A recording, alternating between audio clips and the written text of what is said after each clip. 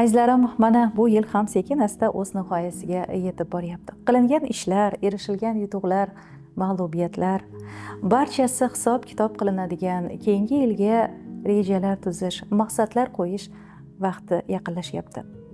Lekin juda ham ko'pchilik aynan shu amallarda kamchiliklarga yo'l qo'yadilar.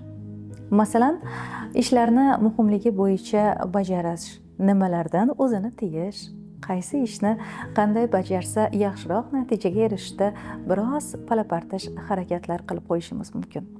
Azizlarim, biz yaqindan taniydigan inson, ustozlarim qatorida desam ham bo'ladi, Husan aka Mamasaidov shaxsan o'zlari yuqorida sanab o'tilganlar bo'yicha bepul intensiv uchrashuv tashkil qilmoqdalar.